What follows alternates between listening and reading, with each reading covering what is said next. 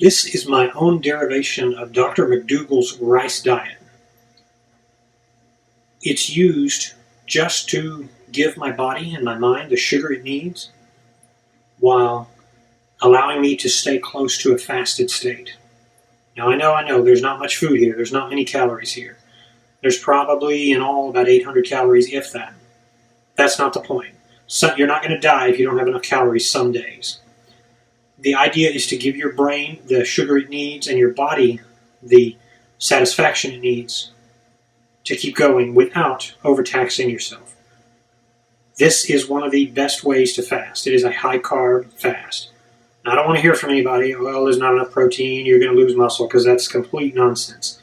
The tea is ginger tea, which I've showcased before, and the rice, there's a rice, a banana, sweet banana pepper there. Not very hot, just very sweet and delicious. The rice itself is also cooked with ginger. You can see the little chunks if you look closely. Delicious, stimulating, of course, organic grapes and a crisp apple. Some people need to get a grip in terms of their food expectations. A lot of these meals are going to be larger.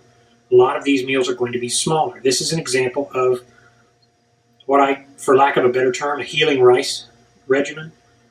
Because some days you just want your mind to have enough to keep going and let your body stay into a fasted state. You're not going to lose muscle. You're not going to get sick. In fact, you're going to feel better than you felt. And by the way, for those of you who are on a low-carb OMAD, that's fine. I'm glad it's helping you out if it is. But too many people are watching people like Dr. Eric Berg. Now, Dr. Eric Berg's channel is very useful most often, but he spreads a lot of misinformation sometimes for OMADers. He says things like he acts like everybody is a diabetic and can't handle sweets. The vast majority of people, actually, or half of the people, let's say, do very well on a higher carb OMAD.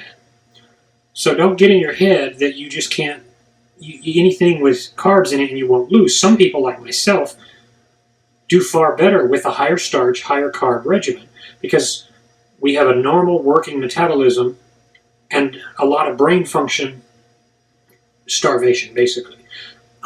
That's one of the worst things for low carb for me. I don't do it because my brain gets cloudy. My thinking gets foggy. I can't process as well. All I need is something like this and I can go throughout the day like a champion and feel great.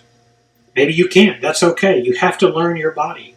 People keep asking for different things to eat. I can't tell you that because it depends on your metabolism. It depends on your body. It depends on the way you react chemically to food, which of course will vary from person to person.